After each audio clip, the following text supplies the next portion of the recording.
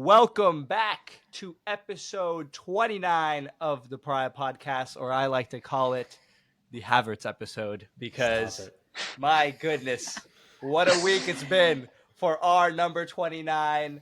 Listen, we're trying to be more efficient on timing with these episodes, so let's get right into it. We're going to start with Arsenal. We were coming into this week worried, scared, off a loss to Bayern, off a loss to Aston Villa. And we had two huge London games against Chelsea and Spurs. And boy, did we handle them with grace, almost completely all the way through. We spanked Chelsea 5-0 midweek. Okay. And then we did a whole episode on that. And this morning, we wrapped up a 3-2, very nerve-wracking win against Tottenham. And the reason I mentioned Havertz at the beginning is I think he was pivotal for both wins, getting 2 goals against Chelsea and a goal and assist today. In my opinion, the man of the match. It sets Arsenal up very nicely for contesting the title. Another club's falling off. We'll talk about that a little bit later. Again, it's not in our hands because City won today. But let's start with the Chelsea game first. As I often do, Faris, this is your team. I'm gonna pass the rock to you first. Give me your thoughts. You want to talk about Chelsea again? Yeah. Why not?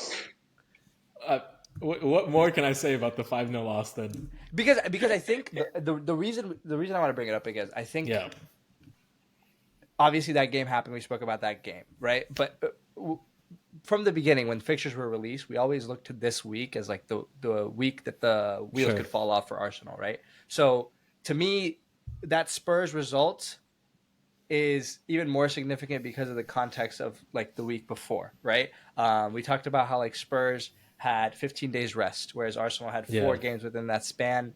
And I think truly we don't win this Spurs game if we don't have that momentum coming off that 5-0 victory. Like we talk about, look, we all saw that Forest game today versus City.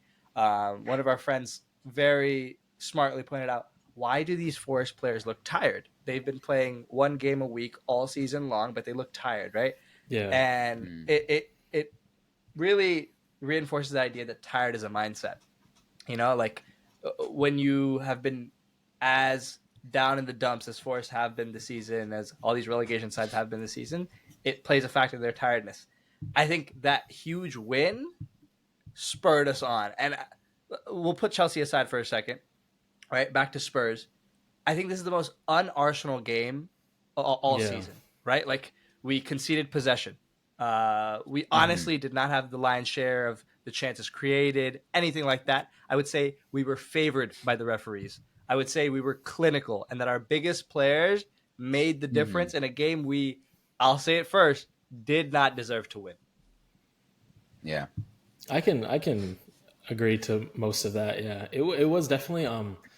going into this game on a huge win like that, confidence, momentum, all that stuff is real. You know, I know all these words get thrown around a lot and like mentality and that stuff is real. We've seen it with other teams. We've seen it right now with City and Arsenal. So yeah, it was, from my thoughts on North London Derby, it did feel very different. I did not anticipate such a barrage of goals to start, you know, and, overall, really impressed with those guys, but I can't lie, man. I was getting hints of old Arsenal towards the end. I was like shaking my hands like this. I was like, dude, give me that collapse. And you guys weathered the storm. And that is different from Arsenal in the past. That's the best thing I can say. The Arsenal, even a year ago, maybe they fold at the end. So it's progress. Yeah, I think both points are like sound because for us to make clinical decisions and take our chances in the very beginning, once we got that second goal, I felt like, okay, this is a game we're gonna cruise. Yeah, we haven't lost a game after we went up halftime. It's like impossible.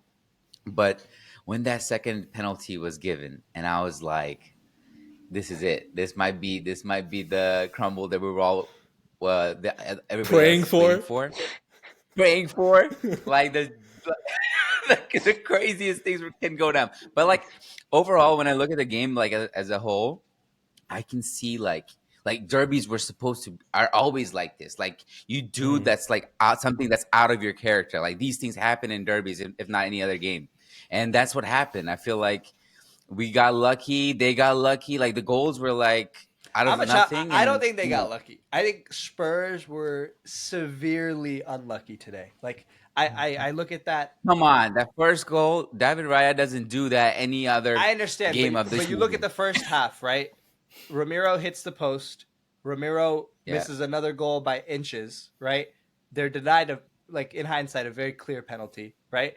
We then score off winning the ball off that penalty, right? Like, if I'm a Spurs fan today, I do feel very hard done by, but I think and this is where it's great to have a rival's perspective, right?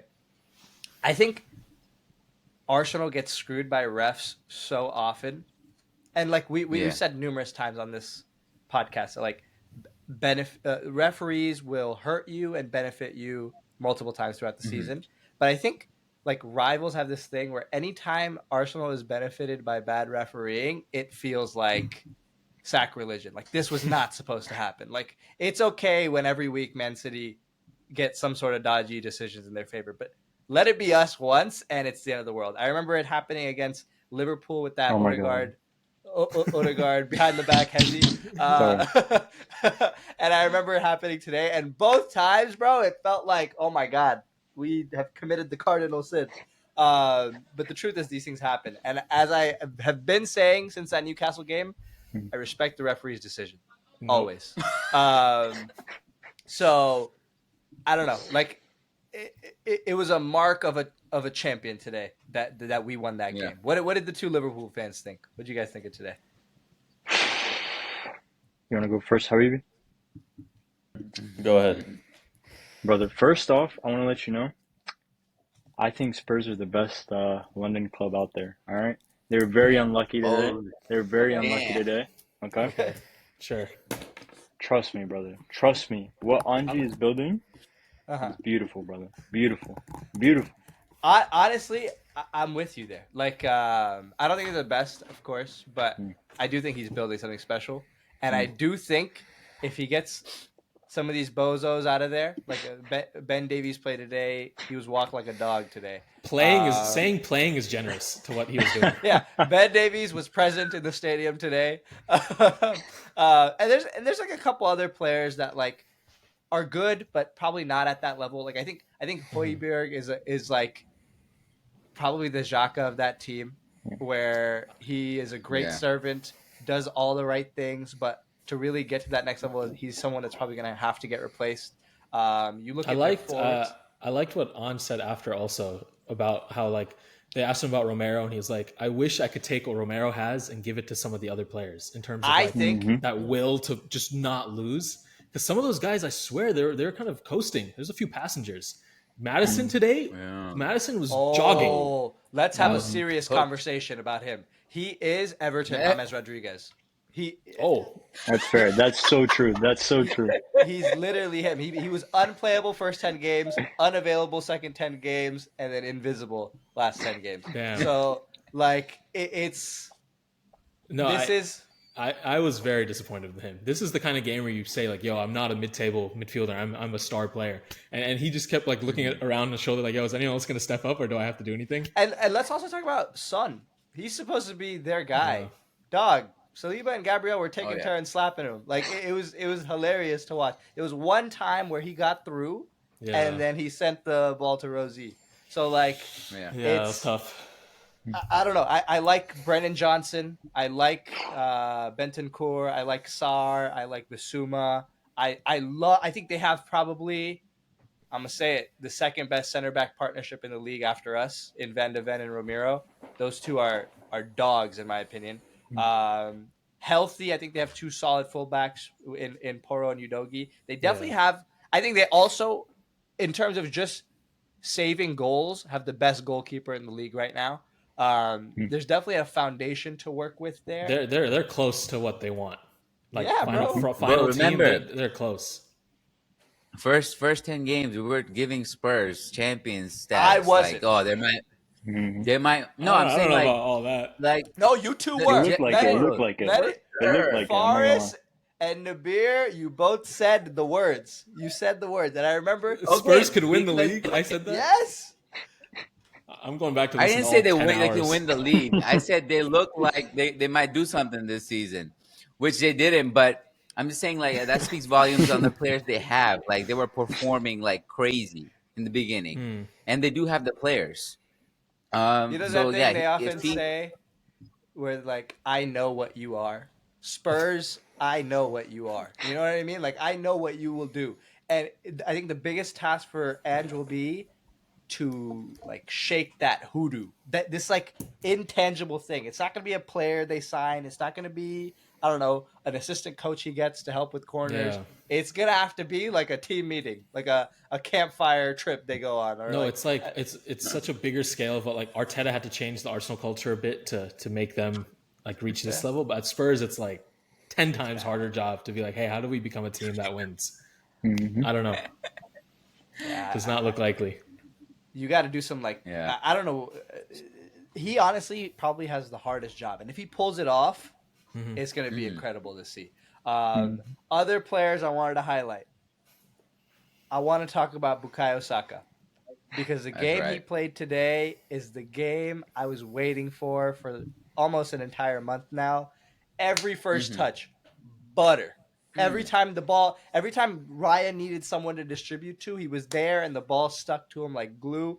Maybe playing against Davies helps with that. I'm not saying it doesn't, but it still requires him to show up. And the touch, the cut, the finish for that goal, my God, man! Like, The pass.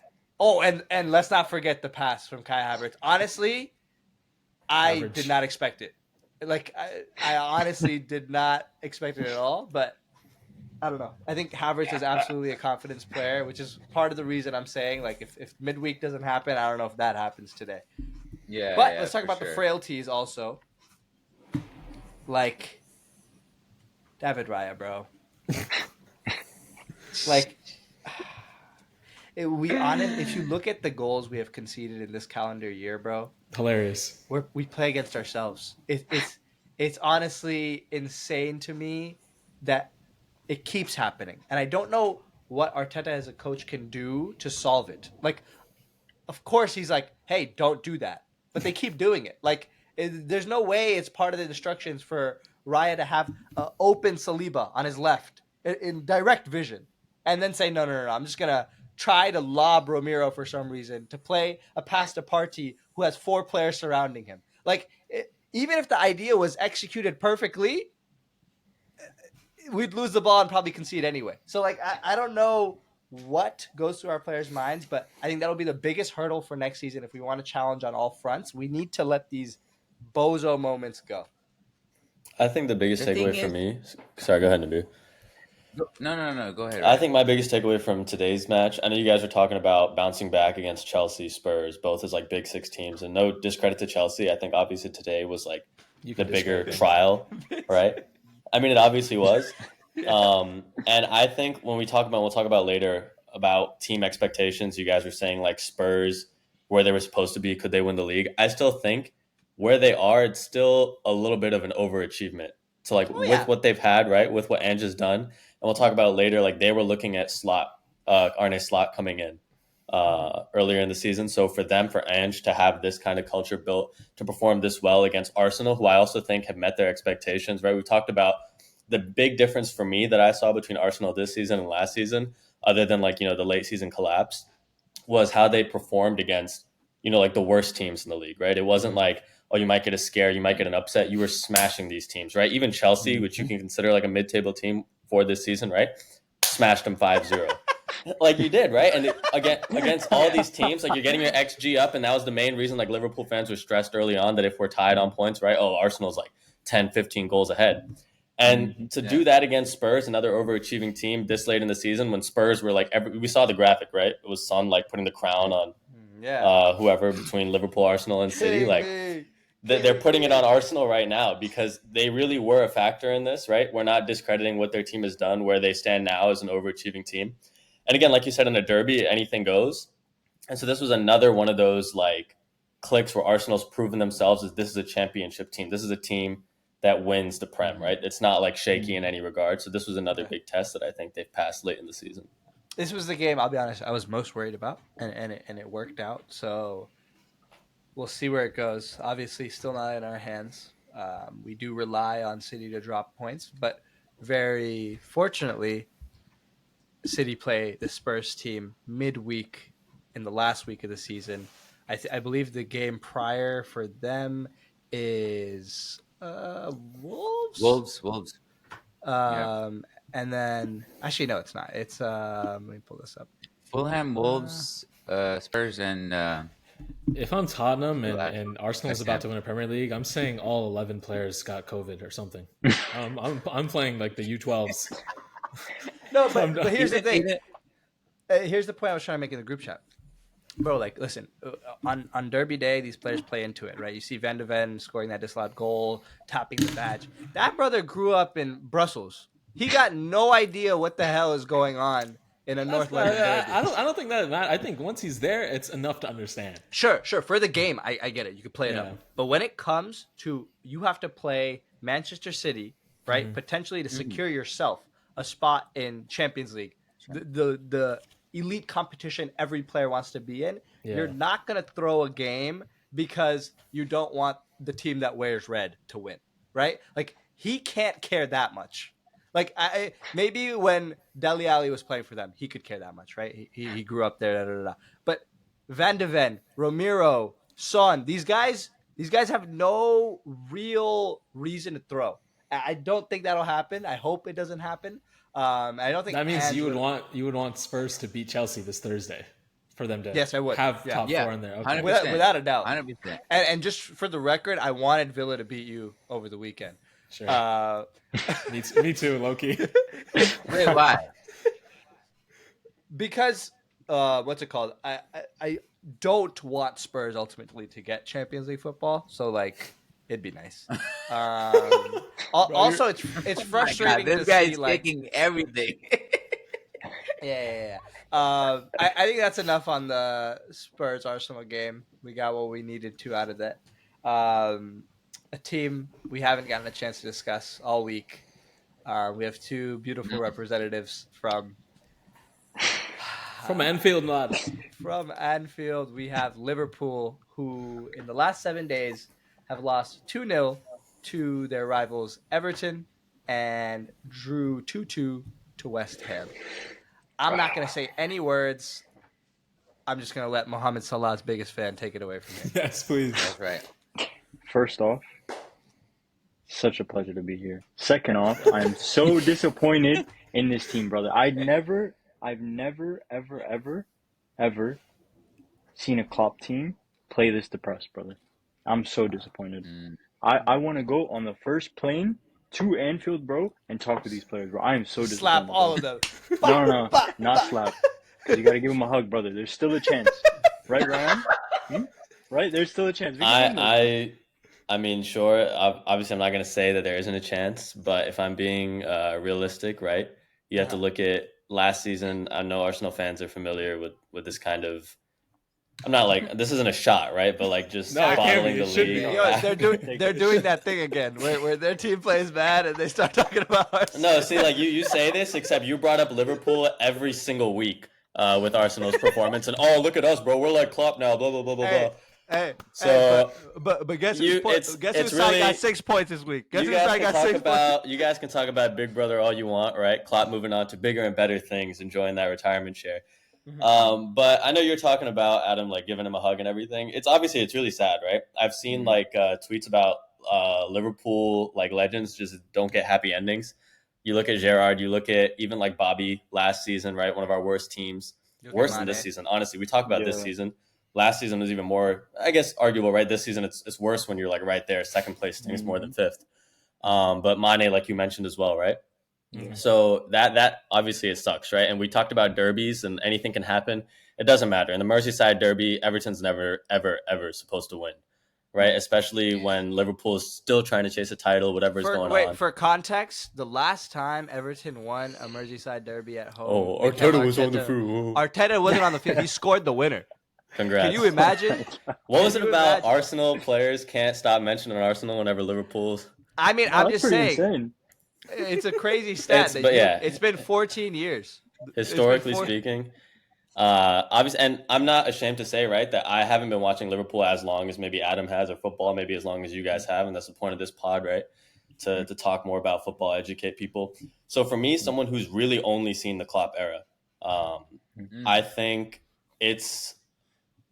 I can't speak to what came before, but the way everybody speaks about how this man has changed the culture there, right? What they were before and what he came in to do. It is sad. Like, I don't think it's just a Liverpool fan. I think any football fan can see this as depressing. Obviously, rival fans will see this as like, like this is great to see something go out. But I wanted to hear your guys, like, just quick 2-3 sentence opinions on the Klopp legacy, what it means. Obviously, people are going to debate, like, is he really that great of a manager with only one Prem and only one Champions League? And does Pep being there mean anything, right? If you guys were in the same position, how it means going forward. So just want to hear your takes on the Klopp legacy real quick before we move on. I'll go first. Earlier this season, we had a whole episode dedicated when Klopp announced he was leaving. I think everybody was on the same page. We gave him all his flowers. We, gave credit for what he inherited, right? We talk about Ange and Arteta inheriting messes. What a mess Klopp got, right? And the craziest part about it, when he came in, there was instant optimism that he could do it, right? And for him to live up to that pressure and deliver the first title in 30 years, go to 3 Champions League finals, win one, right? Get FA Cups, League Cups along the way, impressive. But, and there's a but here, I think when we did that glazing session earlier on in the season, all of us were low-key believers that he would accomplish more than just a League Cup this season.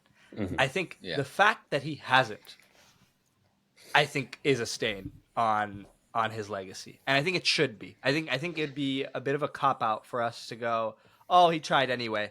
Let's look back at what he's already done." Right? Like, there's a reason we talked about things about quadruple, literally in March, right? Like, it's not even been 2 whole months since then. And let's also talk about the reason I wanted a deal here. The whole narrative up until this point has been, oh my God, Liverpool have so many injuries. They're going to get their squad back and go. Yeah. Your entire squad is healthy and you look worse. You know what I mean? Like, this is a case of your best players not performing. At that point, I do have to look at the coach. I see things like the little spat between Salah and Klopp. I have to look at the coach. You know what I mean? Like, authority and organization and not messiness comes from the top down. And for me, what this season has cemented, and I'll close with this, we talked about table A, table B when it comes to managers, and there were arguments, hey, Klopp sits with, your Sir Alex, your Pep Guardiola. For me, even looking back now and looking at this season, I think it has guaranteed that he doesn't sit there. He sits at the next table. Hold on, I'm sorry. I have to intervene, Habibi. Yeah, Asa. Habibi. First off, I highly disagree with that statement, brother. Everything, you think so? Brother, he did it at, Mainz. He completely shifted that culture. He literally brought them, to the UCL, I believe? Correct me if I'm wrong. Oh, Mainz, right, yeah. Yeah, Mainz. Yeah. Right? Who else? Dortmund. Bro, transformed them, even set up their academy so well that when he's gone, selling, Ousmane Dembele, all these players that were nurtured by his system, because he does that. Look at our academy now. It's starting to get, he does more things than just, okay, here's 11 players. He's building the club. I honestly do not think Pep Guardiola could do the same thing. I do not think so. I think he needs everything. He needs everything gifted to him. He can't just do that. I agree, but my thing is, and I've talked about this before, that history looks at results, right? Like, to me, always Klopp is going to be that guy, and what we've seen him do, like you said, with Dortmund, how he transformed that culture, how he picked up Liverpool. And to, like, counter what I'm about to say, right? If you look at, like, the past 20, 30 years, who else has really been considered, like, up there? Other than, you have, obviously, Pep in the modern era, you have Klopp. Before that, it was, like, Wenger, I guess, and before that, Sir Alex Ferguson. There haven't really been a lot of, like, all-time great Premier League managers that have, Mourinho. It's really been, like, even in Europe, it's been Spain that's dominating, right? Klopp's like one of the first guys to bring that what's the word I'm looking here? Like that elegance, that protege, pedigree. aura. That's the word. Thank you. Pedigree back to England, right? To English football in general. That it's not just Pep and his oil money and everything. That there are teams to be afraid of. He, like you said, 3 Champions League finals, and yes, at the end of the day, you're going to look back at the all-time great managers.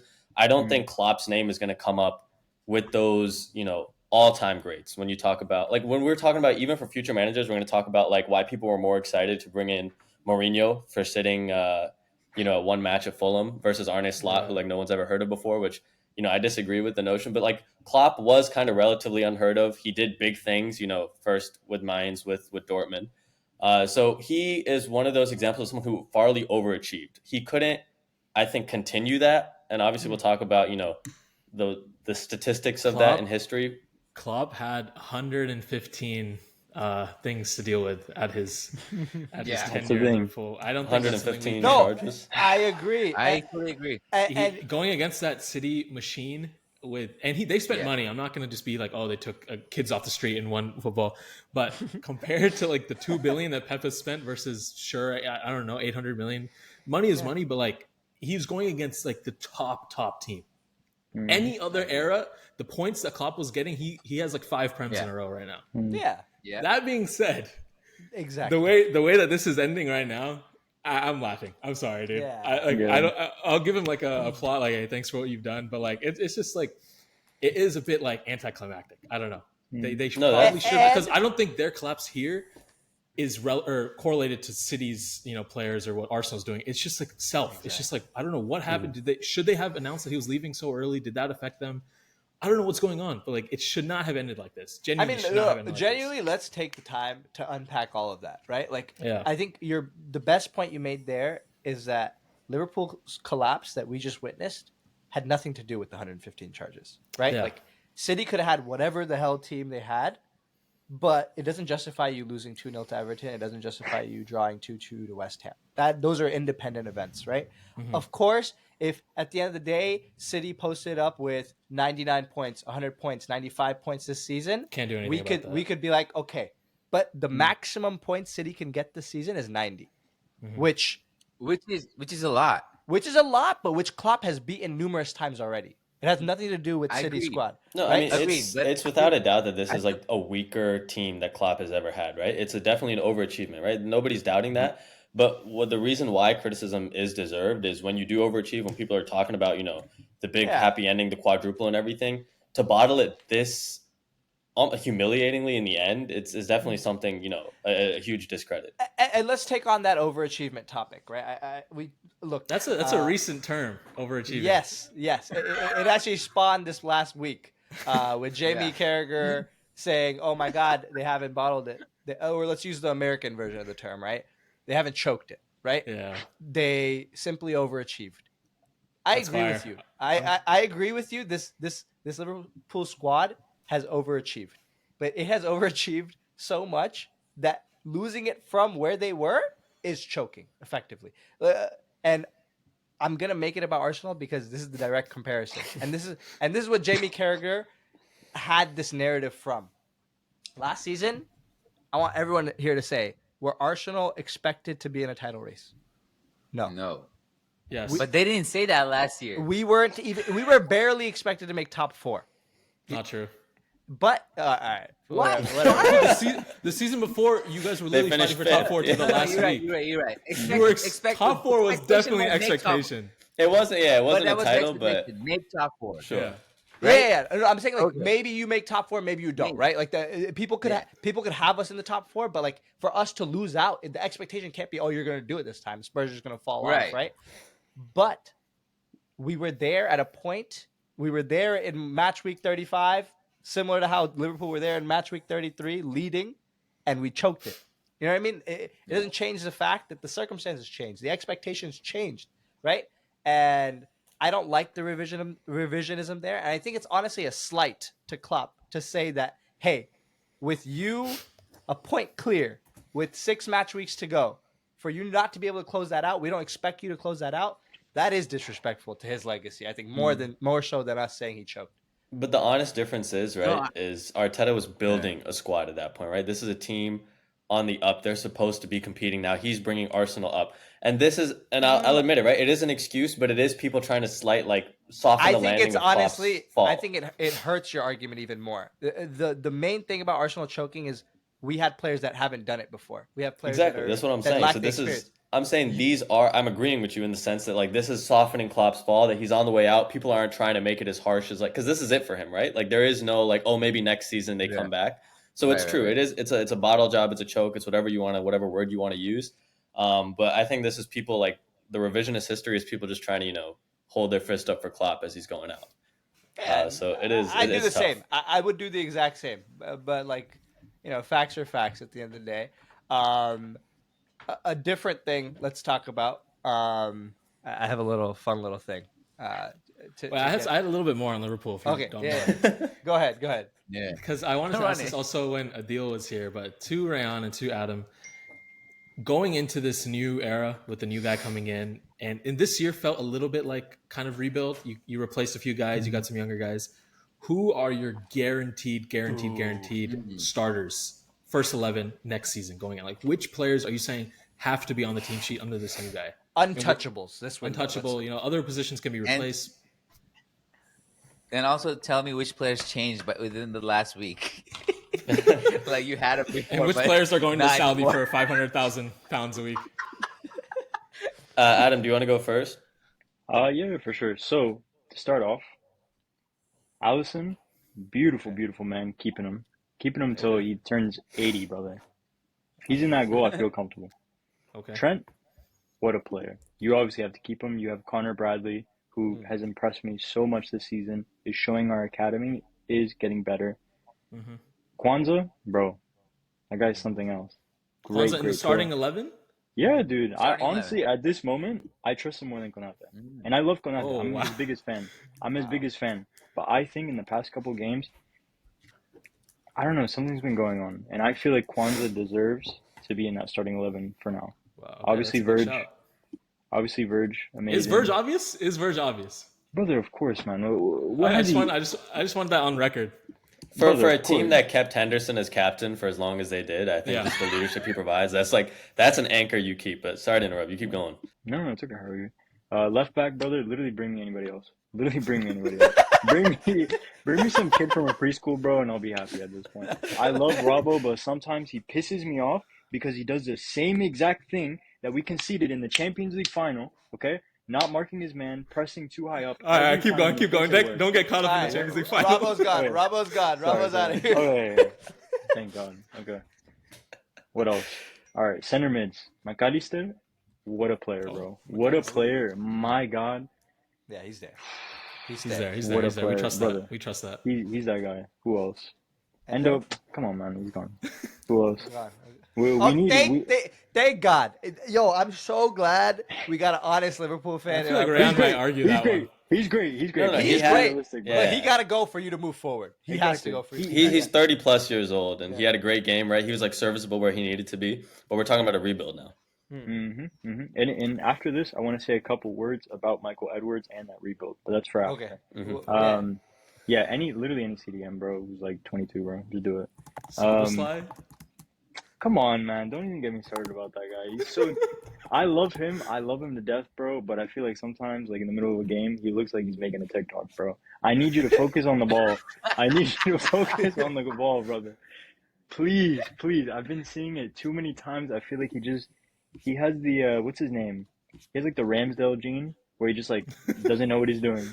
He's a highlight reel player. He's one of those players that will look like the best in the world on a highlight reel, but you watch 90 minutes and you start seeing gaps. Exactly. But in time, he's still young, so obviously, that's fair. It takes time. It's his first season, he's adapting, so you can't be mad. You know what? I'll keep him. Keep him. Okay. Harvey Elliott at the right wing or center mid, that's a conversation for a different time, different place, depends on the manager. But at this moment in time, I feel like, he could do a job. Mohamed Salah, he's obviously leaving. We all know Michael Edwards' policy, brother. Is that obvious that he's leaving? Yeah, of course. And how do you feel about that?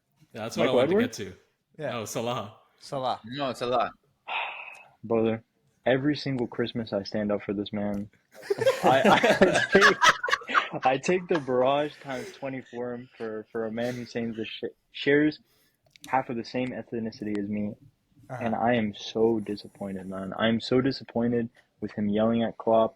He's literally been a shadow of his former self, but I feel like it's just the injury. I feel like he's always been a player who's not been injured, but after AFCON, that's the first time I've ever actually seen him be impacted by an injury.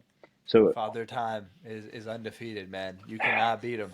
exactly, and it's unfortunate, but he's an Egyptian legend, in my opinion. Okay, obviously this is gonna be an insane take. Okay, please, please, please don't clip this.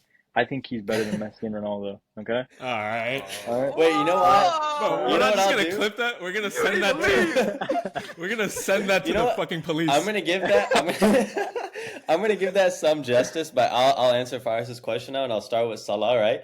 Where obviously Messi, Ronaldo, these are the guys that made every kid our age fall in love with football, We right? gotta stop using those names. We have No, to keep stop. going, keep going, keep going. But for me, for someone who admittedly, like I'm saying, I started watching last like 6-7 years, right? Mohamed Salah genuinely is the guy who made me fall in love with Liverpool and made me fall in love with watching week by week, right? So for me, like Damn. I'm not saying like genuinely, he is that guy for me, right? So he is a big deal to me, and to see him go, I've always defended him, like you said, through everything. I think just the one season wonder comments that people made like 7 years ago, and then it just became 2 season, 3 season, 4 season, 5 season, 6 season, right?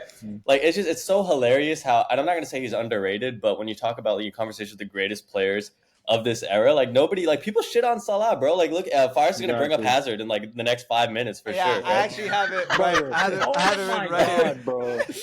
But to not get too carried away, and to answer your question right about who's saying who's going with Salah, right? Like Yeah. I agree that post injury, I haven't seen him before that he's been impacted this much. And again, he's one of those guys that's over 30, and not many continue that sort of that prime over 30. And he was great in this season before AFCON. Like let's not say that this season was a decline. He was like one of the best players. He was leading in goals and assists before he fell out, right? So it could be like a recent thing that he's just fallen off form. But I think more than anything else, what's happening to him is like a self-fulfilling prophecy that you see with players kind of at the end of their tenure, where everyone's saying like, oh, it's time for you to go. Last season, he wanted to stay at Liverpool with the Saudi like ringing their money and everything. He said, no, I'm staying at Liverpool. That's true. But with Mane leaving, when everyone's saying like, yo, he's out the door, 2 bad seasons in a row, you see it with like all sorts of athletes across any sport. I think that's the reason why like he's on his way out, and it's not really a lack of his ability. But what Let's you ask about let's ask a fun question. to say? Yeah. Over the summer, it was reported that a 215 million pound bid came in for Salah. In Yeah. hindsight, do you take that? If I'm Liverpool, Knowing or what you Salah? knowing what you know today, would you have taken that offer over the summer? If I'm Liverpool, Yeah. absolutely not. Oh.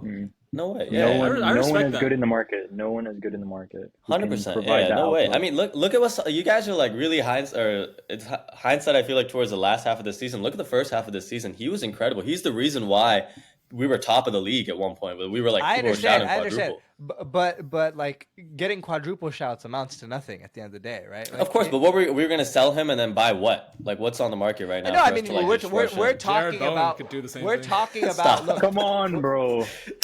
We're talking about a rebuild, right? A rebuild's gonna Yeah. cost money, and course. you're not Man City, so Right. having an extra 215 million to It spend. helps. But Liverpool, I don't think maybe would Champions League either if Salah wasn't there. That's the how truth, bad it yeah. could have Right. been. But Salah talk done, right? I want to just quickly go through the rest of the players that I think I would like, are my untouchables. I'm going to put an asterisk on 2 players, and that's Konate is one, and Jota is the other. And the reason is the injuries, right? Where I think, and I have to stop having favorite players because my last favorite player was Thiago, and that brother gets injured like waking up in the morning, and then it was Jota and Konate, and these guys, like I think I just give these guys bad luck by like being their number one fans. But Jota for me, like.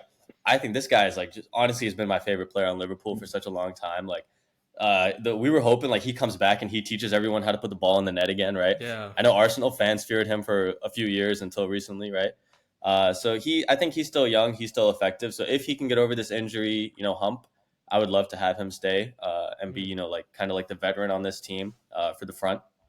Konate, obviously, I think there's so much talent there, right? He starts for France, such a stacked France team that also has Saliba, right? So when he's not injured, like the brother, he's very effective, but that injury concern, it's a big deal. I will say though about Konate, like I even admitted early in the season, like his sheer size and power is probably what makes him special. but he Mhm. really crumbles when a striker is able to match that. I mean, it's very Van Dyke-esque, and he's still young, so I'm not like No, but the thing about Van Dijk that makes him special is like he has size, presence, but he also has like tact and agility and an ability to like actually like defend with his brain.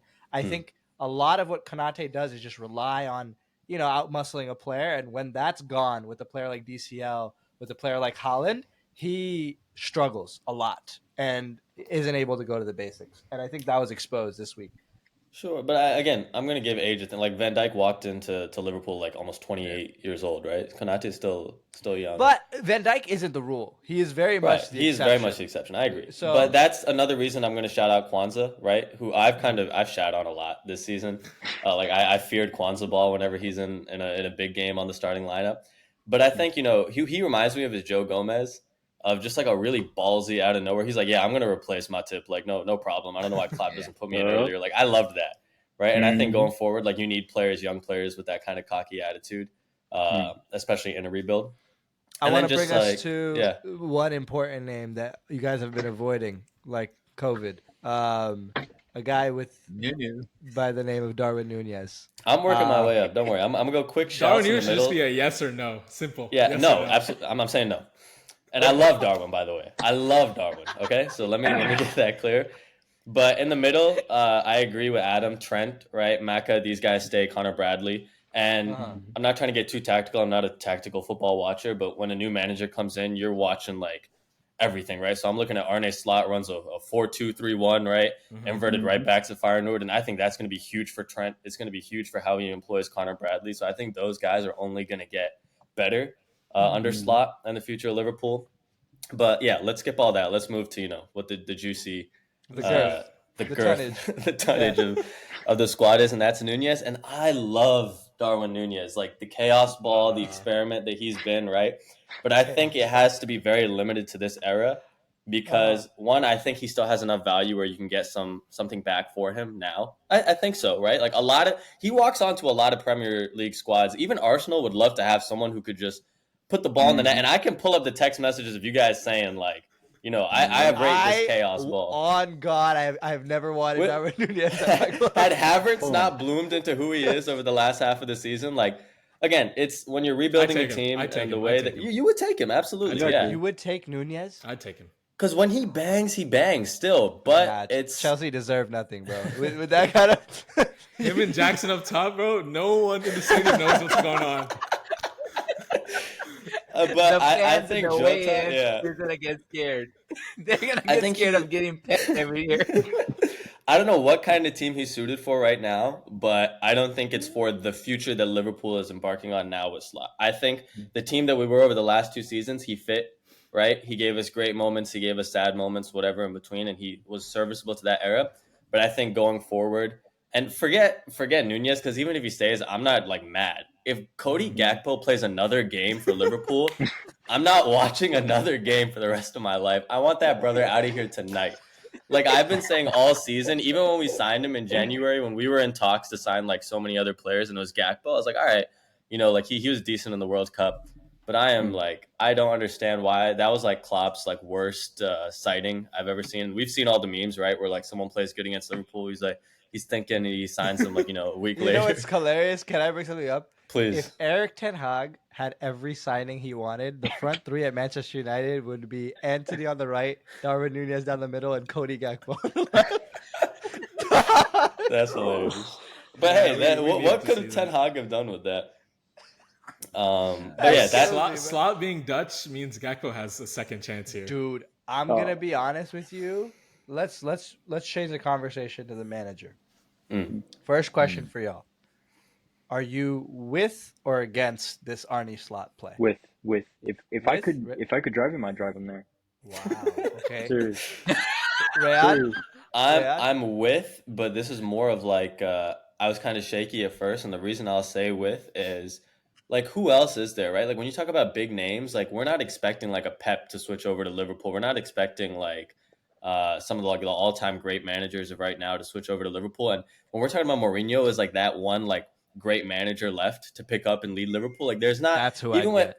With no, and I think Mourinho would have been like fun, right? For one, like chaotic, right? We finish second maybe, and it's like this whole like we win a crazy like 1-0 against City. It's not like the future of Liverpool, and I think Slot. It was between that or Amorim, and Amorim, like right. The difference is we're talking about players that aren't really big names. When you're not in the top 5 leagues, like, and you win, like Sporting didn't win whatever their league is called, right? The Portuguese Premier League. No, they are. They are this gonna season. win. Are they in the league? They won. This they season won. they're Okay. about to win it. Yeah.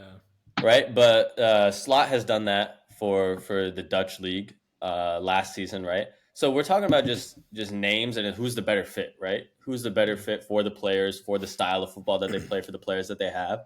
And the more I look into it, I think Slot. I'm not saying like he's guaranteed like going to win us like Champions Leagues and this and that yet, but for a rebuild, I'm very much with it. I think his play style, his tactics, and everything again, which is like stuff that I never read into, could be really exciting for Liverpool. And when you have I think it's better to have not a huge name when you're on a rebuild, right? Because then it's like the lights are going to be so bright if it's someone like Mourinho, feel right? like, Where it's like every game under pressure. I feel like Liverpool had to pivot a bit with the Xabi Alonso stuff, and then they kind of looked out into the market and they saw like, damn, it's kind of dry. And if your two options are the Portuguese like Amorim and Dutch like Arne Slot, it's tough, man. It's bad. It's just like either one I feel like can be successful and also can really struggle. I don't it's next year is going to be so like just interesting to watch like how he sets up if he becomes pragmatic, because again we saw with Ten Hag, he came in and he just threw all the philosophy stuff out the window because he's like, yeah, these players are not that good. We're just going to play really defensive. Slot is going to come in and I don't think he's going to have a perfect starting 11. He's going to have a lot of holes. I don't know if FSG is going to back you guys. It could be a few years before you get running. But I think Amorim would go with the same thing. So yeah, I feel like that's why I'm saying tough. The reason I'm saying it might be smart. I'm not betting against Arne Slot when I'm saying you should bring in Mourinho. This is going to be a process to rebuild, right? And I'm looking at 2 examples of Manchester United and Arsenal when a long tenured manager leaves, what life is like for the guy that succeeds him. The amount of pressure, the amount of attention, the amount of scrutiny that coach will be under is not something you want to start a project with. I get the sentiment that you don't want to waste time in building something. And that is why you have Michael Edward, right? Like the point of him being there is to lead the recruitment. It's not on the coach to pick, right? So in an ideal world for me, you bring in Mourinho, a guy who is undefeated against the media, a guy who knows how to pick up a team and just go. He doesn't need 10 months to set up. The reason I'm going to disagree is look at how his last few projects have ended, right? Like, look at how we were talking about how washed he was in a podcast earlier, like in this series. And I think the key word was what you're saying. I was on that side, right? Like I was arguing against Forrest of why Mourinho is not that guy, right? But the key word you said there is project. Mourinho's not going to lead a project for you. What he's going to do is maximize the hell out of whatever you have left in this like crescendo downwards Liverpool squad, right? And then Michael Edwards picking up pieces here and there. Next summer, when it inevitably crashes and burns, you get your project guy to go, oh, look, someone has already like taken the hit for you. You go. Expectations on the ground. You go from here. So you want So like Mourinho's a fall the guy to scapegoat just like of another. crash. Yeah. You need a fall guy. I've been saying if you don't have a fall guy, it hurts Klopp's legacy.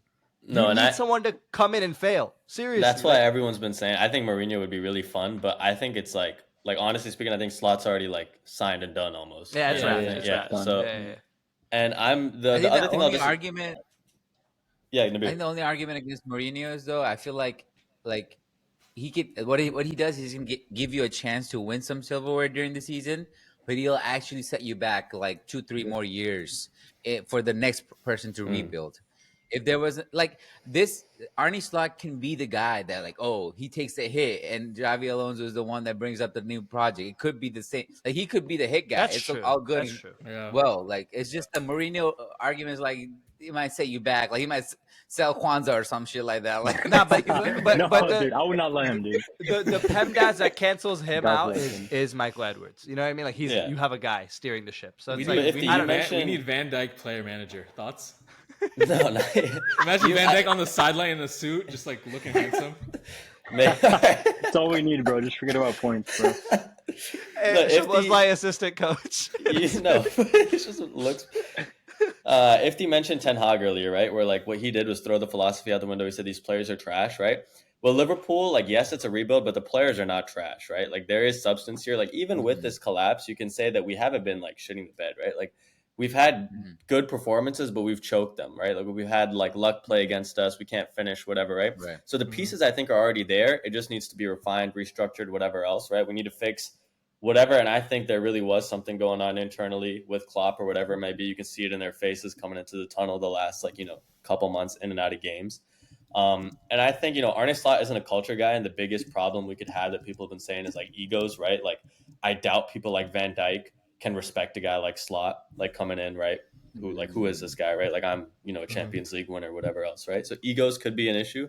But I think the biggest step going forward for the team will be these players to just trust like whoever this new guy is, right? And not have, like, you guys are saying a fall guy season, to just have no expectations for the season, right? Like, and the media will, right? It's a top 6 team, but after Klopp, the biggest thing you can do is give a team like this 1 season, 1 year of breathing room. That's fair. Yeah. Media is gonna do its thing, dude. We're gonna be there. We're gonna be saying Liverpool's falling off. It's just Are how we it the goes. media? All this discussion at the end of the day, all depends on when's the other bald guy leaving the Prem, bro. When that man leaves, that's when we can have our glory. That's when Klopp comes back and wins 5 Premier Leagues in a row. That's right. It's all part of his master plan. No, but then City might go after Poch, so we can't let that happen. That's not I heard Real Madrid want Poch. Bro, your Accord is safe, I promise. Someone steal my Honda.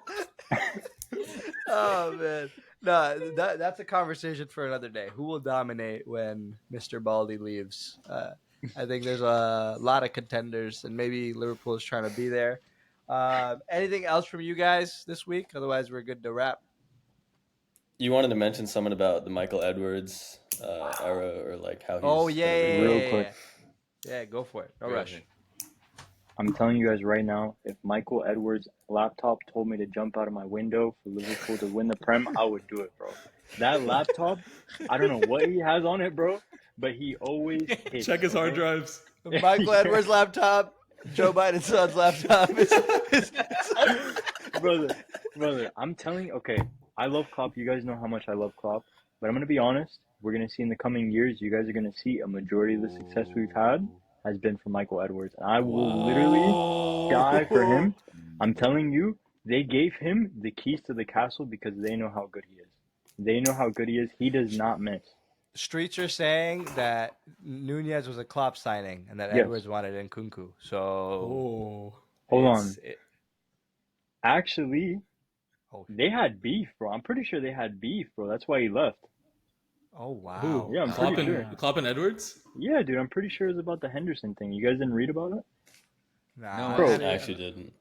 Bro, yeah, like, I'm pretty sure Michael Edwards has a strict philosophy where he's like, okay, anybody over this age, no. Like, we're not signing you on these contracts. But Klopp was like, no, that's my captain. I'm pretty sure he wanted to go like PSG, Atletico Madrid, all these different places. And he was basically forced to get a new contract. From there, like, things started getting bad. And I'm pretty sure that's why he left. Now he's coming back. Going out sad over Henderson and Darwin Nunez is probably the biggest thing against Klopp's legacy. I'd go out over Darwin Nunez. That is a good conversation to have, though. The conversation that, like, managers versus, like, the players they want and sporting directors and the players they want. Because I remember City was like, oh, Pep wants Jorginho, Pep wants Fred, and they gave him Rodri. Are you kidding me, bro? You know how lucky that is? God. But let's not forget, though, Rodri got red listed, like red shirted, like they do in like NFL. He didn't play the first year. Like, that's fine. But like Pep did just not saying, like that guy. Pep wanting Jorginho and Fred, and he probably would have made it work too, knowing Pep. But I think if you gave Pep Jorginho with Fred, hell no. Yeah, Fred probably not. But I think Pep with Jorginho would have been different too. I'm not gonna lie. I don't know. I guess we'll never know. Yeah, Jorginho, Ballon d'Or finalist. Don't sleep. Yeah. That concludes episode 29. Again, the Kai Havertz episode of Disagree. Pride Podcast. Thank you guys for joining us. Thank you, Abou, for joining us on this very, very special episode. It was a pleasure. Thank you for having me, man. It's a Would dream love to come have you true. back. And again, thank you to the rest of you guys, Rayan, Forrest, and Beer. I didn't introduce you at the top, but we're here. And we're here to stay. We're going to try doing different sorts of content as things ramp up a little bit more. Also, after the season ends, there's a whole transfer window and a whole Euros to explore. So join in on the ride. Keep watching football. We'll be here. See you next time. Bye-bye. Peace. Peace.